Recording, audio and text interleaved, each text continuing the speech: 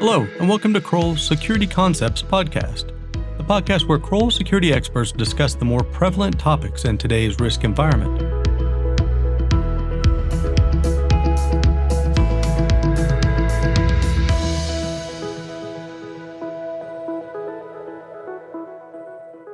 The topic for today's discussion is the virtualization of corporate security.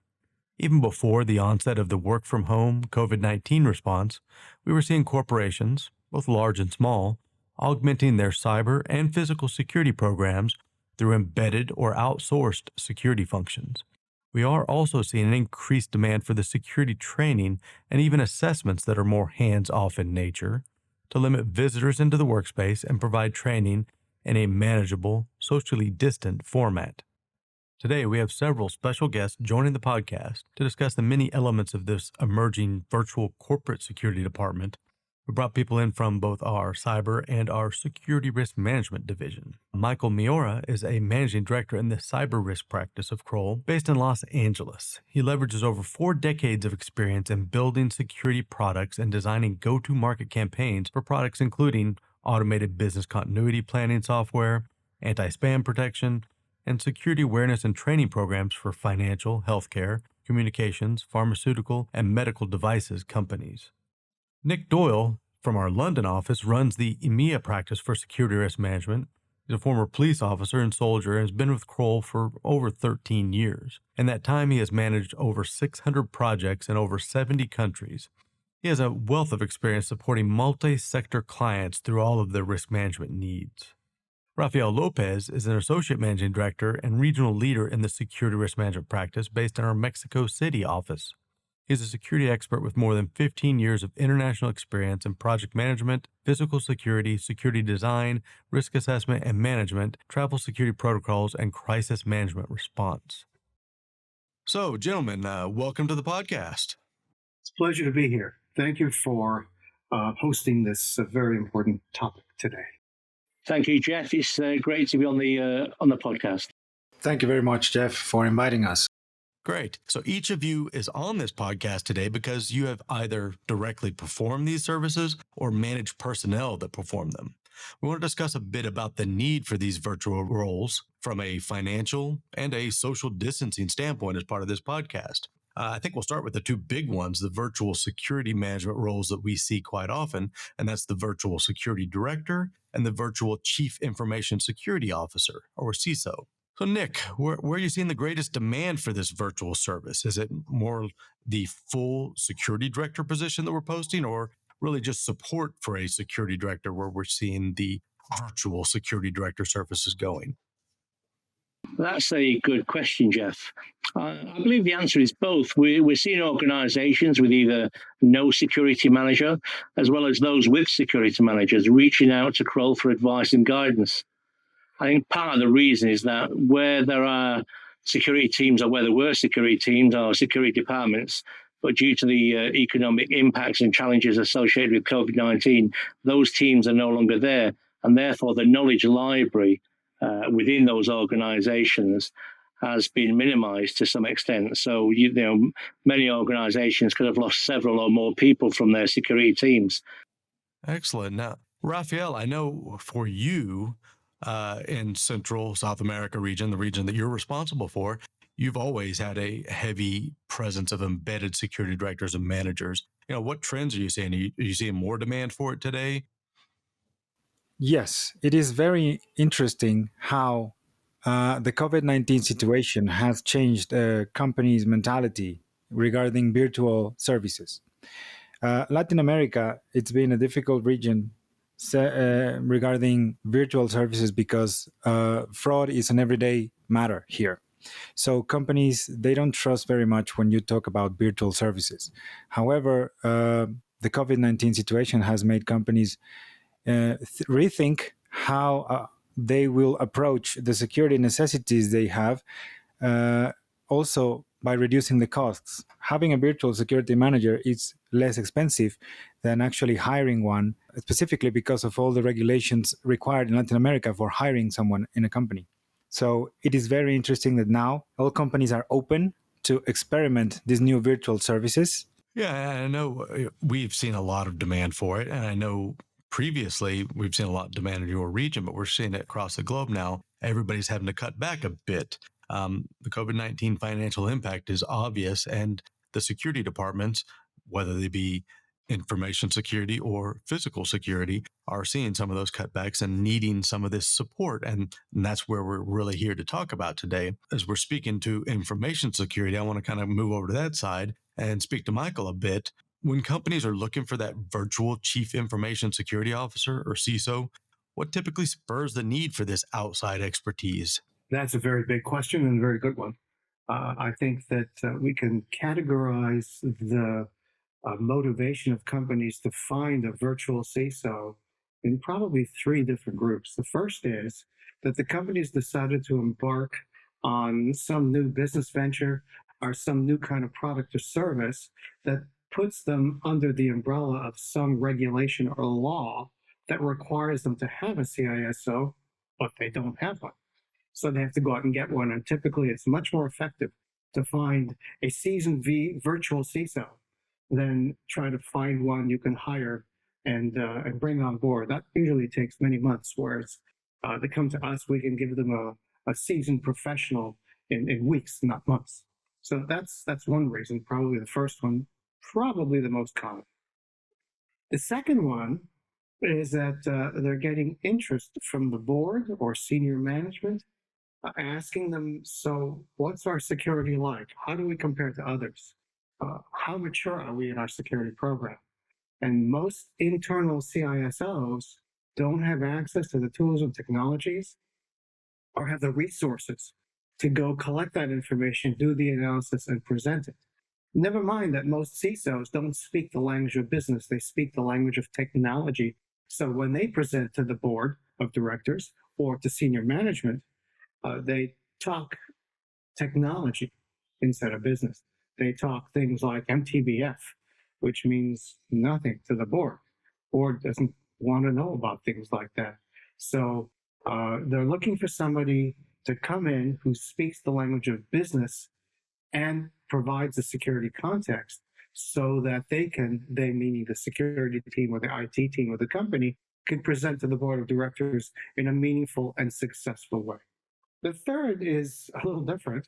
Third is companies have either experienced a breach, thought there was a breach, or are very afraid that something is going on that might be a breach.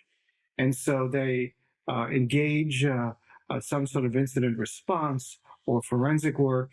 And regardless of how that turns out, whether there is a breach or not, they say, oh my goodness, we need somebody to help us protect ourselves so that if something happens, we're in a better position to recognize an issue that's coming up before it becomes a fire. And that's the third kind of a thing that a virtual CISO can do that oftentimes the internal person doesn't have the time or resources to accomplish. Well, that makes a lot of sense. Obviously, everybody has their skill sets and they have need in some point to really have somebody come in and augment those skill sets or personnel or even technology that they might not have access to. Michael, as you've kind of stepped in and done this virtual CISO work, what have you seen? Give us some details on some of the challenges you've encountered when you have to step in and fill this role. It's a funny kind of a thing. Usually, the internal head of security, whether he or she has that specific title or not, is involved in selecting us and bringing us in, and so there's very little friction. There's very little pushback. However, some of the people on staff, they look at outsiders and say, "What makes you think you know better than we do?" And so, oftentimes, the first little while of a CISO engagement, a virtual CISO engagement, is showing what we can do, how quickly we can get it done, and basically how good we are. And I found that in almost all cases, within the first few weeks, certainly within the first month of the engagement, that kind of friction goes away. Of course, some of the other issues are that we find things that they wished we didn't find. We find issues and they say, well, I thought we took care of that last month or last year. And we say, well, it looks like you tried, but this is what happened. So we're sometimes the bearer of bad news. You know, outside of those roles, those are the two big roles, really, the virtual CISO and the virtual security director.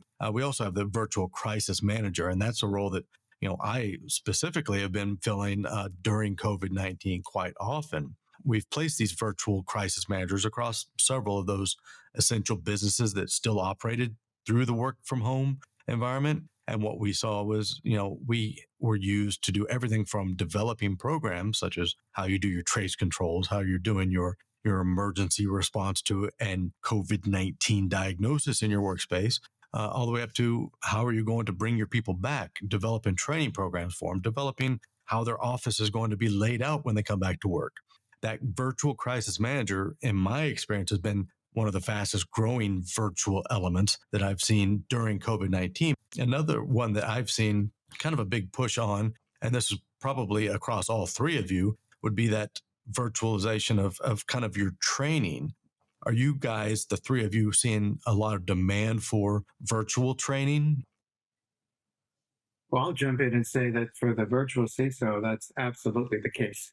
The via virtual isn't supposed to mean that we're there via Zoom or WebEx or whatever. It's supposed to mean that we're not a full-time employee. But these days, with the pandemic, it also means that we're doing everything via a video link rather than being on site. So absolutely for the VC, so that's true today. But in general, I think there are lots of things that we can do with training where we can do it remotely. And in fact, for most organizations, most of their employees are spread out, whether there's a pandemic or not. They're in different offices at different times of day. So a video turns out to be the most effective means to perform that, to do that training. The most frequent requests that we have received from Latin America clients regarding virtual trainings are, number one, kidnapping training that goes from preventative measures or appropriate management from the corporate perspective all the way to managing family expectations. The second one, most frequent, is extortion from drug cartels. That is very common in the northern regions of Mexico and Colombia.